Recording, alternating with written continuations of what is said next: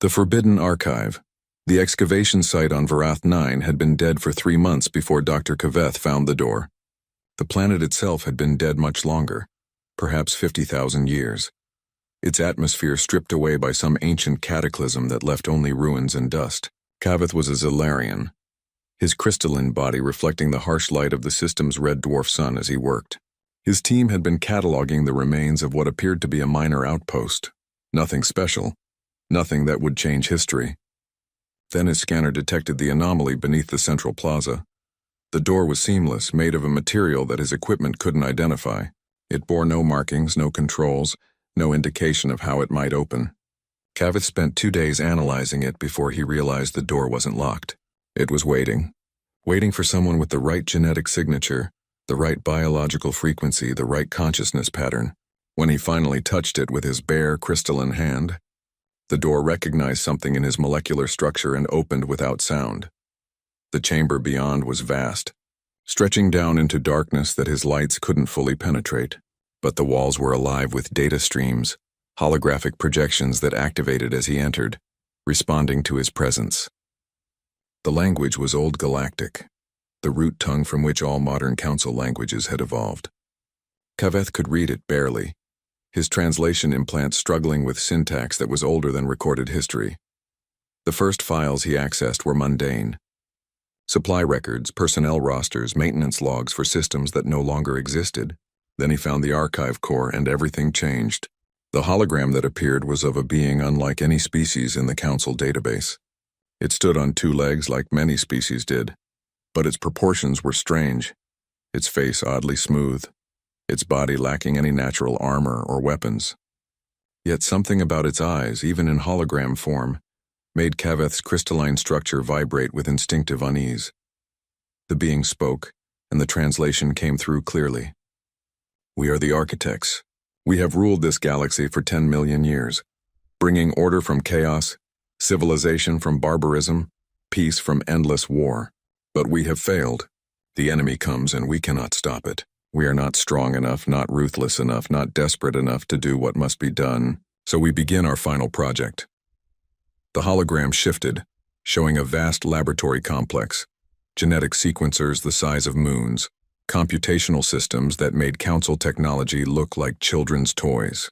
The architects were creating something, pouring all their knowledge, all their resources, all their desperate hope into one last creation. They showed images of thousands of worlds, each one evaluated and rejected. Too peaceful, too stable, too safe. They needed the opposite. They needed hell. The image changed to show a planet of extraordinary beauty and extraordinary horror, vast oceans filled with creatures that could swallow ships, continents covered in forests where every plant could kill, where every animal was predator or prey or both, deserts that burned hot enough to melt metal, frozen wastelands where the wind could flay flesh from bone, volcanic regions that turned the sky black with ash, weather systems that spawned storms powerful enough to level cities. And in this crucible, they would forge their weapon. Project Genesis, the architect's voice continued. A world designed to produce the ultimate survival species. We have seeded it with the most aggressive genetic templates from across the galaxy, modified and enhanced them, set them in competition with each other in an environment that shows no mercy. Natural selection accelerated to its logical extreme. In 10 million years, perhaps less, this world will produce what we could not. A species that knows only struggle, that sees every challenge as something to overcome, that never stops, never surrenders, never accepts defeat. They will be our successors, our children, our weapon against the darkness. Kaveth watched as the hologram showed the architect's plan. They would guide this species subtly, leaving markers and clues, ensuring they develop technology and curiosity and the ability to reach the stars. But they would not make them soft. The world itself would be their teacher, harsh and unforgiving, shaping them into exactly what was needed. The architects called the world by a designation in their language. When Kaveth's translator processed it, the meaning came through with crystal clarity. Death World Prime, the crucible of warriors. The coordinates followed, burned into the archive with unmistakable precision. Kaveth's hands shook as he checked them against modern star charts. The world still existed. It was inhabited, and the Galactic Council knew it by another name: Earth, home of humanity. Kaveth stood in the ancient chamber, his mind refusing to process what he had discovered.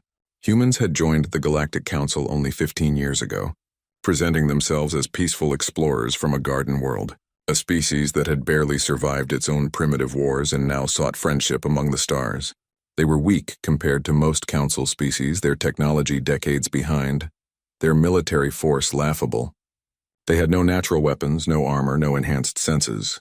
They were soft and fragile, requiring specific atmospheric conditions, specific temperature ranges, specific gravity levels. They seemed harmless, but the Architect's archive told a different story. Kaveth accessed more files, finding detailed analyses of Earth's environment, gravity at the high end of habitable range, producing species with dense bone structure and powerful musculature, atmospheric oxygen content at near-toxic levels, allowing for sustained high-energy activity, predator-to-prey ratios that forced constant evolutionary pressure, weather patterns so violent that survival required both intelligence and adaptability, bacterial and viral diversity that created immune systems capable of fighting off almost any pathogen, and perhaps most telling, a rotation and orbital pattern that created regular cycles of resource scarcity, forcing species to plan, to store, to prepare for hardship. Every aspect of Earth was designed to produce survivors, and humanity had survived there for 200,000 years, climbing from primitive hunters to technological civilization, despite obstacles that would have killed most Council species in a single generation.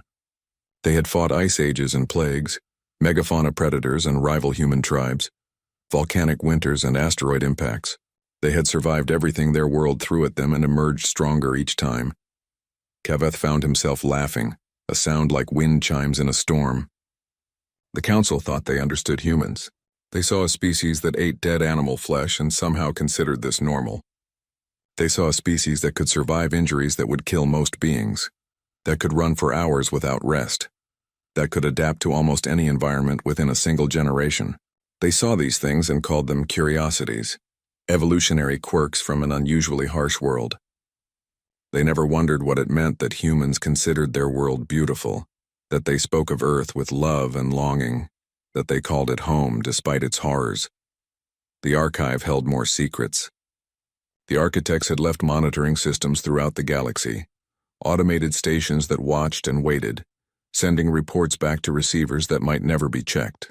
Kaveth accessed these reports, watching 50,000 years of galactic history unfold in compressed data streams. He saw the architect's civilization reach its peak and then suddenly, catastrophically vanish. He saw the species that would become the Council emerge from the ashes, primitive and scattered, building civilizations in the ruins of something they couldn't understand. And he saw the defense network. The architects had built it in their final years.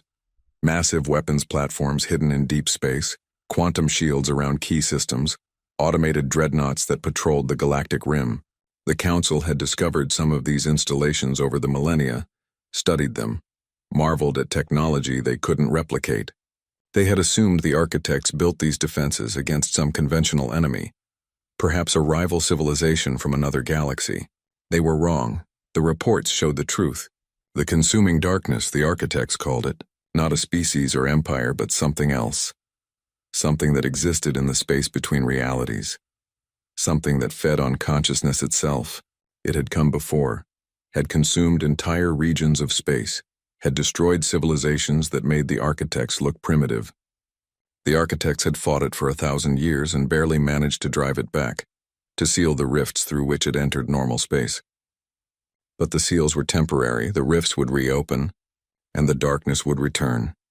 The defense network was never meant to stop it, only to slow it down, to buy time for Project Genesis to mature, for humanity to develop, for the weapon to be ready.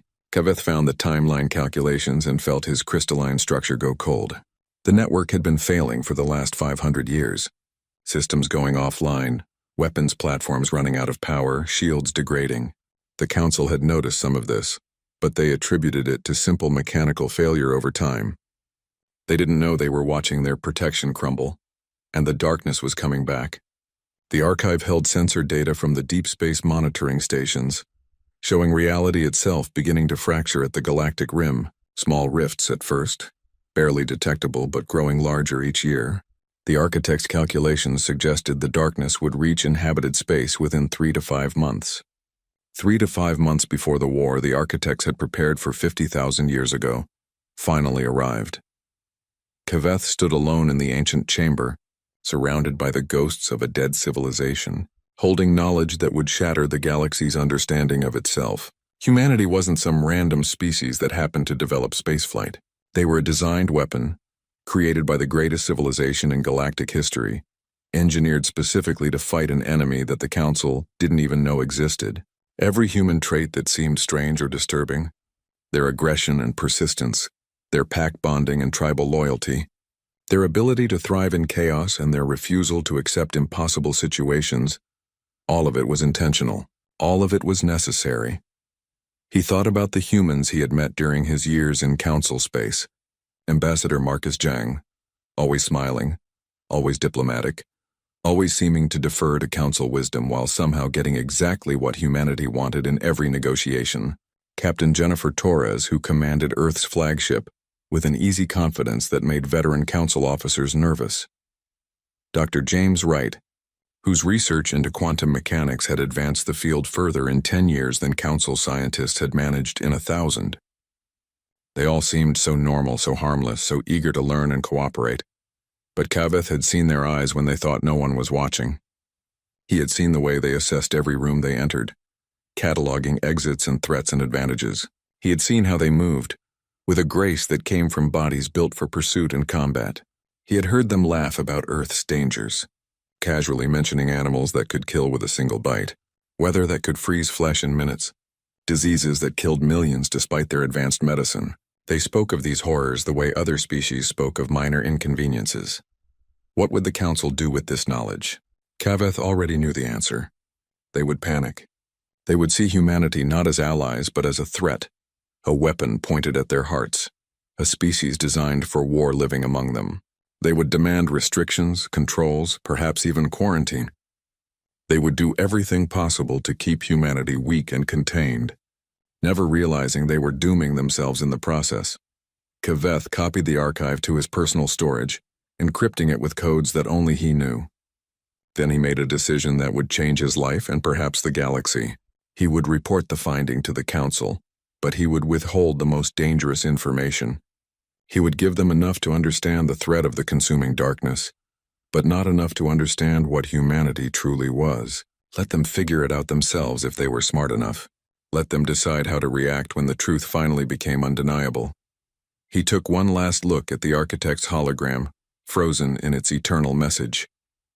We leave you this burden and this hope. If you find this archive, then Project Genesis has succeeded. The children of the Crucible are ready. Trust them, arm them, follow them. They will do what we could not. They will win where we failed. They are the future we sacrificed everything to create. Kaveth turned and walked back toward the surface, carrying knowledge that weighed heavier than planets. Behind him, the archive waited in darkness, its secrets preserved for whoever might come next. The countdown had begun. The galaxy's long peace was ending, and humanity, whether they knew it yet or not, was about to fulfill the purpose for which they had been created 50,000 years ago. 3 months. That was all the time they had. 3 months before the consuming darkness reached the first inhabited systems. 3 months before the Council learned what true war meant. 3 months before humanity stopped pretending to be harmless and became what the architects had designed them to be. The weapon was ready. The only question was whether the galaxy would accept it before it was too late. The Awakening. The emergency session of the Galactic Council convened within 18 hours of Dr. Kaveth's report. Representatives from all 47 member species filled the grand chamber, their confusion and concern palpable in the air. Kaveth had shared enough to terrify them, speaking of an ancient enemy called the Consuming Darkness, of failing defense networks, of 3 months until catastrophe arrived. But he had held back the most explosive revelation, waiting to see how events would unfold. Ambassador Marcus Jang arrived precisely on time, as he always did. He was a middle-aged human with graying hair and eyes that seemed perpetually amused by some private joke. He wore the simple blue uniform of Earth's diplomatic corps, unadorned except for a small silver pin in the shape of his planet. He nodded politely to the other ambassadors as he took his position at the human podium, Showing no sign that this session was anything other than routine, Speaker Thevron, a Menthari with 4 arms and a voice like grinding stones, called the session to order. Ambassador Jung, we have grave news. Dr. Kaveth has discovered evidence of an ancient threat to our galaxy, something called the consuming darkness. His findings suggest this entity will reach inhabited space within 3 months. We have called this emergency session to coordinate our defensive response. Marcus tilted his head slightly, his expression one of polite interest. The consuming darkness, you said? Could you describe this threat in more detail? Thevron gestured to Kaveth, who stood and activated a holographic display.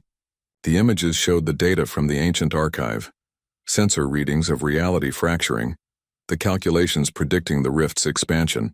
The chamber fell silent as the assembled species absorbed the magnitude of what they faced. This enemy destroyed the architects, Kaveth explained, his crystalline voice resonating with barely controlled fear. They were the most advanced civilization in galactic history, and they could only drive it back temporarily. We have 3 months before it returns, and our technology is centuries behind what the architects possessed. We are not prepared for this. Marcus studied the display with an expression that made Kaveth's structure vibrate with sudden unease. The human's face had changed subtly, the polite mask slipping just enough to reveal something calculating beneath. When he spoke, his voice carried a different quality, harder and more direct than his usual diplomatic tone. Speaker Thevron, with respect, I believe Dr. Kaveth's report is incomplete. He has told you about the consuming darkness, but he has not told you about Project Genesis. The chamber erupted in confused murmurs. Kaveth felt his crystalline heart skip a frequency. Marcus met his eyes across the chamber, and the human smiled. It was not a friendly expression. Dr. Kaveth, Marcus continued, his voice cutting through the noise. Did your archive mention a world called Death World Prime? A planet the architects engineered specifically to produce a species capable of fighting the darkness? A world located at coordinates that correspond exactly to Earth's position? Thevron turned to Kaveth, all 4 eyes demanding answers. Is this true? Did you withhold information from the council? Kaveth wanted to deny it, to claim ignorance, but the evidence was in his own report. The coordinates were there for anyone who cared to check. He had underestimated humanity, assumed they wouldn't know their own world's history. He had been catastrophically wrong. Marcus didn't wait for Kaveth's response. He activated his own holographic display, and the chamber fell silent as new images appeared. These were from Earth, from a facility buried deep beneath Antarctic ice, from an archive that mirrored the one Kaveth had found, but contained far more complete information. We found this 200 years ago, Marcus said, his voice carrying to every corner of the chamber. The architects left it for us.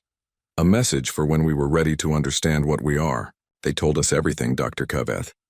Everything you found and everything you chose to hide. They told us why Earth is the way it is. They told us why we are the way we are. And they told us what we were created to do. The hologram showed the architect's laboratory, the genetic engineering on a scale that made council science look primitive. It showed Earth in its early stages, a world deliberately designed to maximize evolutionary pressure. It showed the careful seeding of aggressive DNA templates, the environmental controls that ensured constant challenge, the monitoring systems that watched humanity's development over 200 millennia. We are not a natural species, Marcus said, and his voice held no shame, only statement of fact. We are a weapon. The architects built us from the ground up, taking the most aggressive traits from across the galaxy and refining them in a crucible that would kill any other species. They made us persistent and adaptable. They made us pack-bonding and tribal. They made us capable of extreme violence and extreme cooperation. They made us able to survive anywhere, fight anything, overcome any obstacle. They made us exactly what was needed to fight the consuming darkness. The chamber exploded in chaos. Representatives shouted in dozens of languages, the translation matrix struggling to keep pace. Accusations flew, demands for explanation, calls for humanity's immediate expulsion from council space. Marcus stood silent through it all, waiting for the storm to pass, his face showing neither concern nor satisfaction. Thevron finally restored order by pounding his gavel hard enough to crack the podium. Ambassador Zhang, are you confirming that humanity has known about this archive? About your designed origins for 2 centuries? That you have been concealing this information throughout your entire membership in the council? Marcus nodded slowly. We have. We discovered the archive shortly after we developed the technology to reach Antarctica's depths. We spent 50 years studying it, understanding it, coming to terms with what it meant. Then we spent another 150 years preparing, building infrastructure, developing technologies, positioning ourselves for this moment. Everything we have done since joining the Council has been in service of one goal: ensuring we would be ready when the darkness returned. You lied to us, the Cathari ambassador hissed, her fur bristling with rage. You pretended to be weak, primitive, harmless. You infiltrated our civilization under false pretenses. We didn't lie, Marcus corrected gently. We simply didn't volunteer information you weren't ready to hear. We told you we came from a harsh world. We told you we were new to galactic society. We told you we wanted to learn from more advanced species. All of that was true. We just didn't explain why our world was harsh or what we were learning or what we planned to do with that knowledge. He paused, letting the words sink in. You saw what you wanted to see. A weak species, technologically backward, eager to please.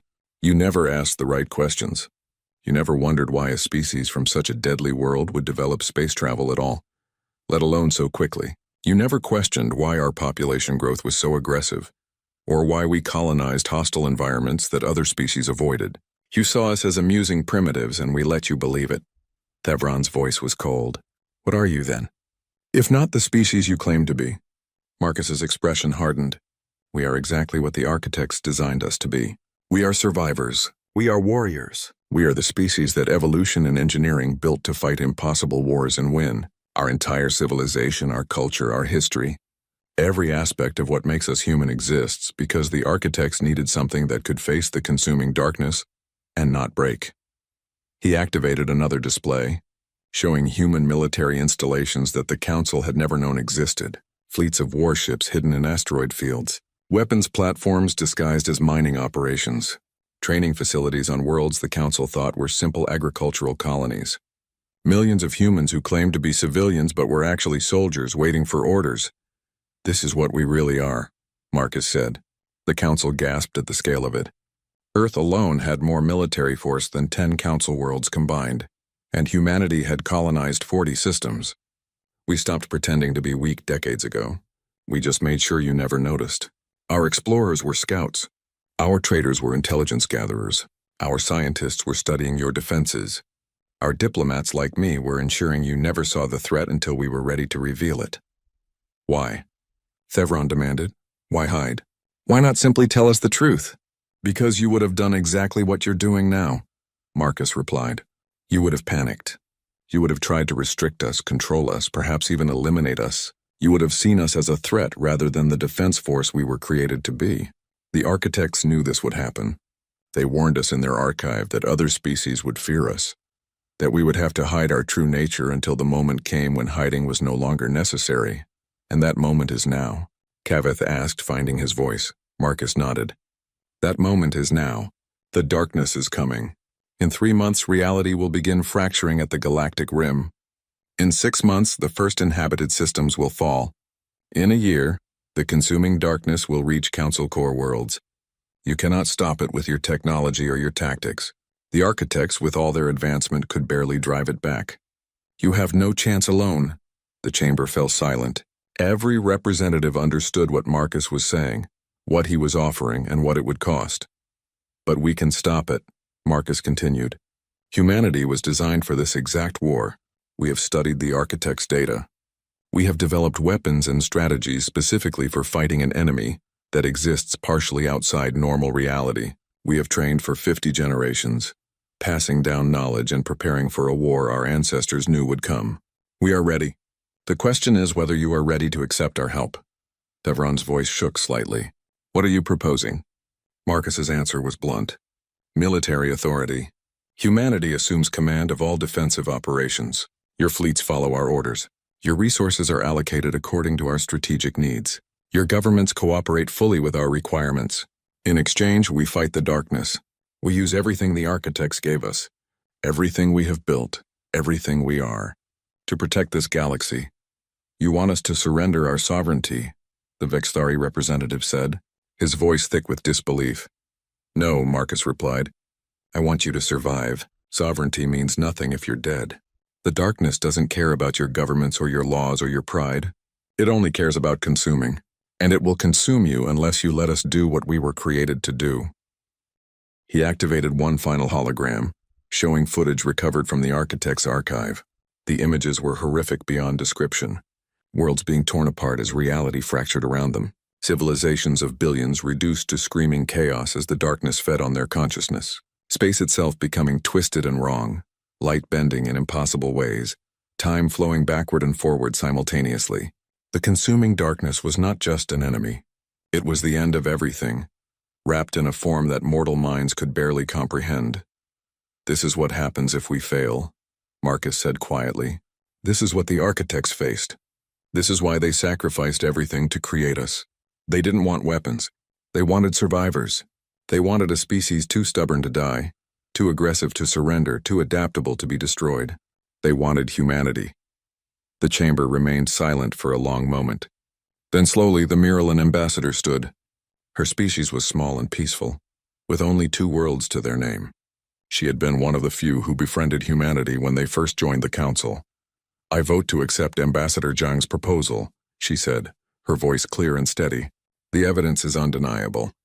The threat is real, and humanity has been honest about what they are, even if they delayed that honesty. I trust them to protect us because they were literally designed for this purpose." Other ambassadors began to stand. The Talshi, who lived in mobile ocean ships. The Weavers, artificial intelligences who respected efficiency above all else. The Nexari, too new to council politics to let pride interfere with survival. One by one, species voted to accept human military authority, but not all. 12 species refused, their representatives storming from the chamber in rage and fear. They would not submit to human control. They would defend themselves using their own methods. They would maintain their sovereignty even if it meant facing the darkness alone. Marcus watched them go without expression. Then he turned to the remaining representatives. Those who stayed would form the core of the defense. Those who left would be remembered but not mourned. "To those who have chosen to trust us," Marcus said, "I make this promise. Humanity will fight with everything we have. We will use every weapon, every tactic, every soldier. We will be ruthless and brutal and uncompromising, because the darkness demands nothing less. Many of us will die. Many of you will die. But we will win because losing is not an option. The architects created us for this. We will not fail them." Devron stood, his forearms raised in formal salute. "The Council yields military authority to humanity. May the architect's wisdom guide us all." Marcus returned the salute. Then he activated his command network, sending orders that had been prepared and waiting for 200 years. Across human space, the transformation began. Civilian ships dropped their disguises, revealing weapon systems and armor. Colony worlds activated defense grids that had been hidden beneath farms and cities. Soldiers emerged from populations that the Council had thought peaceful. Research facilities unveiled technologies that shouldn't exist. Quantum weapons and reality anchors and shields designed to hold against enemies that existed outside normal physics. The galaxy watched in growing horror and reluctant hope as humanity revealed what it truly was. Not the friendly newcomers they pretended to be, but something far older and far more dangerous. A weapon forged by the greatest civilization in history, tempered in Earth's crucible, sharpened by 200,000 years of survival against impossible odds. The consuming darkness was coming. But now, for the first time, it would face something it had never encountered before. It would face humanity, united and unleashed, fighting the war they were created to win. Marcus stood in the empty council chamber after the others had left, looking out at the stars. Somewhere out there, beyond the galactic rim, reality was fracturing. The enemy was coming. The war was beginning, and humanity was finally, terrifyingly, beautifully ready. He smiled, thinking of his children on Earth, learning to fight before they could walk. He thought of the soldiers training in secret facilities, preparing for combat that would make historical wars look like children's games. He thought of the scientists working on weapons that bent the laws of physics. He thought of the pilots and the strategists and the engineers, and the billions of humans who had spent their entire lives preparing for a war their great-grandparents had known was coming. The architects had called them the Crucible's children. They had designed them to be weapons. They had created them to fight the unbeatable enemy. Now the galaxy would learn what that meant. Now the consuming darkness would learn what it meant to face humanity. And now, Marcus thought as he left the chamber, we stop pretending and start winning. The countdown had reached 0. The war had begun, and humanity was no longer hiding.